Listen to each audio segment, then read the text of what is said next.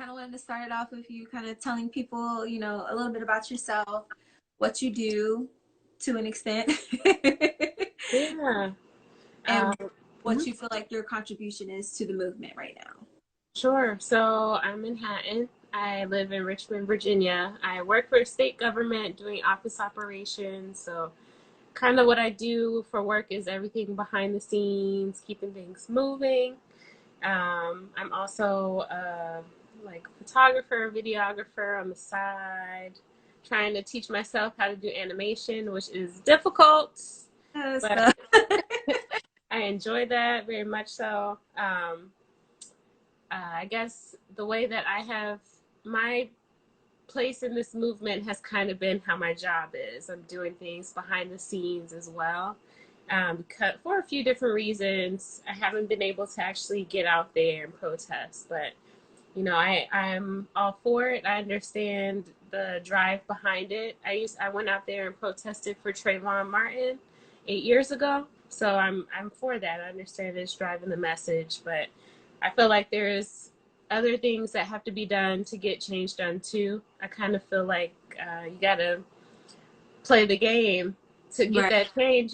So I've been trying to put out resources, trying to like help motivate people, like get active in the community, town hall meetings, city council meetings, voting, trying to really get that change implemented where change can really happen. So Yeah, just kind of taking that backseat role and trying to push that forward. definitely. I mean, me personally, I don't think it's a backseat role. I think it's an essential role, you know, because you have your, you know, people that's the soldiers on the front line, and then you have the organizers, the people that can put the protests and different meetings together, and then you have the people that are like, all right, I know y'all got a lot going on. Here's some snacks. Here's a safe place, unwind, release so that you can go back out into the field. Like I feel like that's the part that people forget is you're fighting and fighting and fighting, but you get to a point where it's like, I have to breathe or I'm not gonna be able to fight anymore. Right. So I feel like that's Exactly. essential. I Yeah. essential. So don't downplay it because I feel like that's where I'm at too. I feel like I take the role of healer, you know. I Mhm. feel like I've always kind of been the me amongst a bunch of people in our group, the hippy dippy ones, is like, drink this tea, you know, smoke this, put this on your air, you know, like I like being that person to just create the vibe and share that vibe. So I feel like we all have an important role to play Yeah. in the movement. And sometimes you might even have to create that role. So That's true. I mean, I don't think there's like an actual like laid out rule book for this, for any of this. So, it's you know, not. you do what you can, put that effort and do the best that you can, honestly. So you said earlier that you were protesting for Trayvon Martin 8 years ago. Hmm. You decide, you know what, this go round, I'm gonna take this route because it's okay to grow and develop into different positions in the movement as well. Yeah. Um, honestly, the big thing, the big thing about it was like physical health, like in the middle of a pandemic. And I kind of put a post out about this, just like my thoughts about all this going down in the middle of a pandemic, because our initial reaction is going to be to go out and demand this justice based on history and what we've done before. So, Right. like, essentially it's kind of pushing our community, our allies into those spaces that makes us more vulnerable to getting sick. So I'm like I also it's a double-edged sword because our voices need to be heard. So it's like there's no wrong way about it, but like I didn't want to go out there in the middle of a pandemic, and I was concerned. I was like really trying to push people like make sure you're taking the precaution, like Up wearing your yeah. So it's one way or the other. I was saying you have to like pick between your well-being or your life, honestly. So isn't which a decision to have to make. exactly. That's so But wild. I yeah. have to make my health or my well-being. Hmm. I was reading an article and it was saying like there's like this I forgot what her title was, but she was a health professional. And she was saying, even though there is like a pandemic going on, she was for the protest because police brutality is also a public health concern. Yes. So I was like, yeah, either way. And So then with the numbers, how they're speaking with the outstanding number of Black people just dying, or people of color right, dying from this virus. And granted, a lot of it has to do with, you know, the areas that they're in and access to it, but still, I believe it's all dumps down to systematic racism at the end of the day. Like it's a system that was just built, not built for us. And no matter how you cut the pie, no matter how you switch it, no matter what scope you're looking at it, I think Andre 3000 said it best. You know, people of darker skin tones suffer most, and yeah, other why? You know, exactly. So I'm for every single person who's out there really protesting for the purpose, you know, for the real purpose of protesting, because right? it does bring this awareness. And like I feel like now a lot of people who weren't really like their eyes weren't really open to what was going on. Like they may have known a little bit, but now it's like blatant and in your face. And I feel Yeah, like that helped drive that. So it is needed. But yeah, I've done the protest before, and I mean, honestly, there's no feeling like it. It's an unmatched feeling. You're just kind of feeling in like solidarity, and like you're actually making something happen. So yeah. it is a beautiful thing.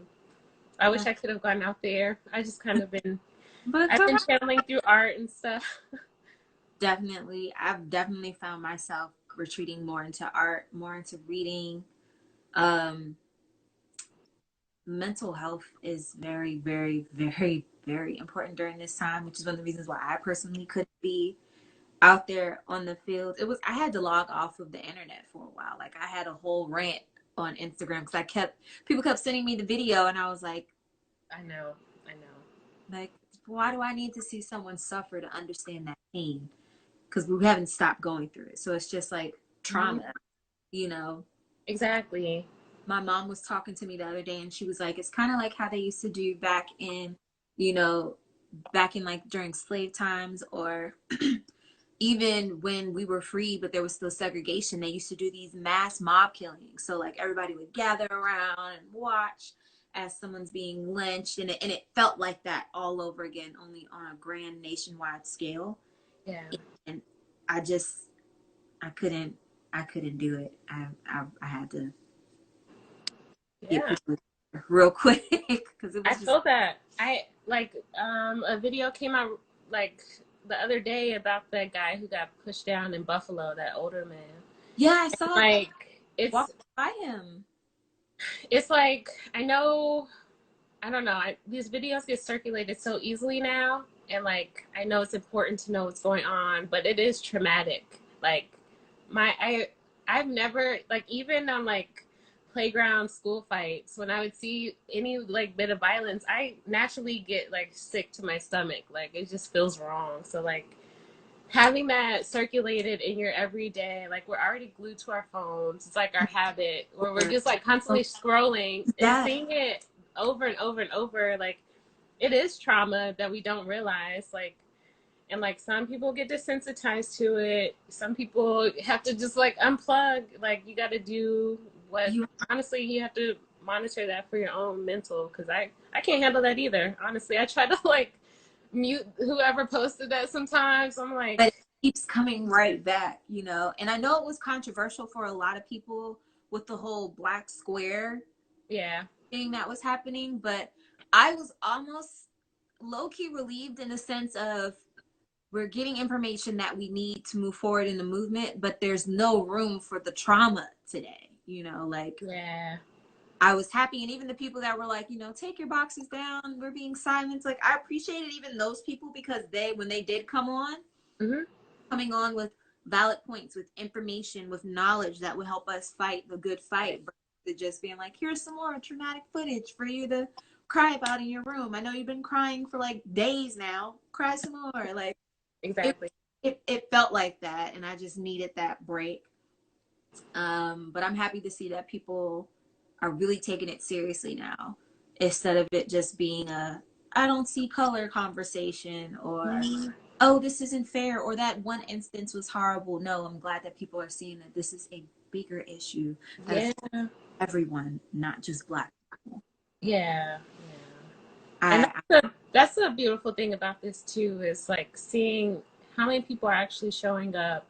And like that's kind of been the take back I've gotten from a lot of people who are out there, is like everyone is really actually working together. Like whether you're out there handing out snacks and water bottles, first aid kits, whether Mhm. you're out there being the one screaming, whether you're doing stuff behind the scene, like it's really just bringing people together from all walks. And I think that's something that's beautiful about it. So Yeah, I yeah. think that's beautiful too. So, be it that like we as women, because I know women are really essential in a lot of movements like this, but be it as us being, the healers, organizers, the mobilizers for the majority of this movement, what do you do personally to like recharge and, really self-care, take care of yourself during this time? I believe that is really important more than ever.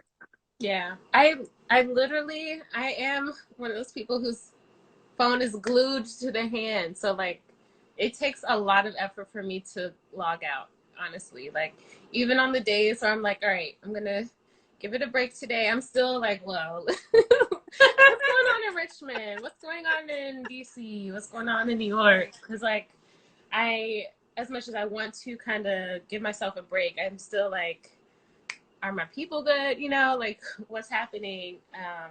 No, I totally. But yeah, forcing yourself to like log off.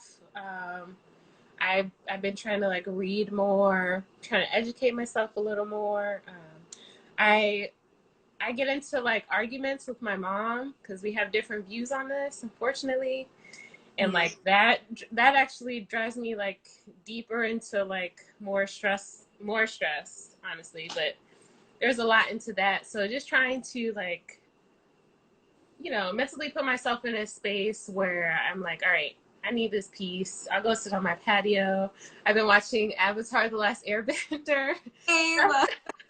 And Stuff I don't have to like think too hard on. Like, I just need a break. I can't even go. I can't even really take a vacation. So let me go on like a mental vacation. Been meditating. My friend hosts like weekly meditation classes. So trying to do just whatever I can to find some kind of peace. Hey, Justine. But I think that's important. Like I was talking to someone recently. Like there are a lot of questions that come with this. A lot of comments. It's the topic right now. It's what everyone is talking. They want to hear our perspectives. Mhm. But also, we didn't really ask for this attention. This isn't something we asked to. It's Yeah. kind of just like, how, is this your life? Like, what have you experienced? So